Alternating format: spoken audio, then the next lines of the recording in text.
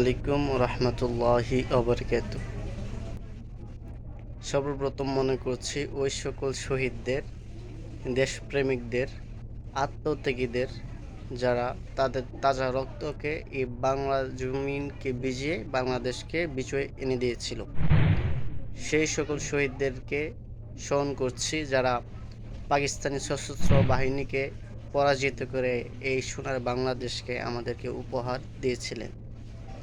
এর সাথে সাথে আরও স্মরণ করছি জুলাই আন্দোলনের শহীদ ভাইদেরকে, যাদের সাথে আমরা কাঁধে কাঁধ মিলিয়ে একসাথে স্বৈরশাসক হাসিনা ছিল তাকে এই বাংলাদেশ থেকে লাথি দিয়ে বের করে দিতে পেরেছি।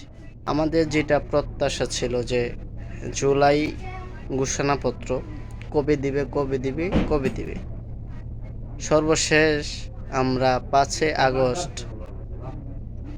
আমাদের জুলাই ঘোষণাপত্র আমরা পেয়েছি এবং যা যা প্রত্যাশা ছিল যে কোন কোন ঘোষণা এই জুলাই ঘোষণাপত্র থাকতে পারে সবগুলাই আমরা আমাদের মন মতো পেয়েছি।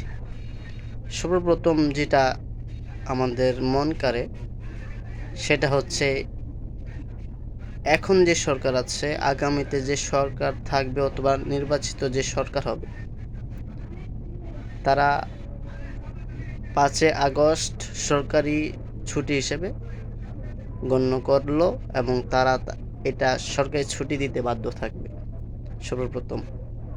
আর যারা যে সকল ভাইদের সাথে আমরা কাঁধে কাঁধ মিলিয়ে যুদ্ধ করেছিলাম, যারা এখন শহীদ হয়েছেন, তাদের মাগফিরাতের দোয়া তো অবশ্যই করি এবং তারা তাদের ফ্যামিলিকে আমরা এনে আমাদের দুঃখ কষ্ট দেশ কিভাবে গড়ে তোলা যায় তাই নিয়ে আমরা আলোচনা করেছি। জুলাই ঘোষণাপত্র কি কয়গুলা শর্ত দেওয়া হয়েছে সবগুলা দেখবেন, এটা প্রত্যাশা করি। সর্বশেষ এই বাংলাদেশে যারা বসে বসে থাকছেন এবং সস্তার রাজনীতি করছেন তাদেরকে সাবধান করছি, রাজনীতি করেন কিন্তু যাদের জন্য এই দ্বিতীয় বাংলাদেশ পেয়েছেন তাদেরকে ভুলে যায় না।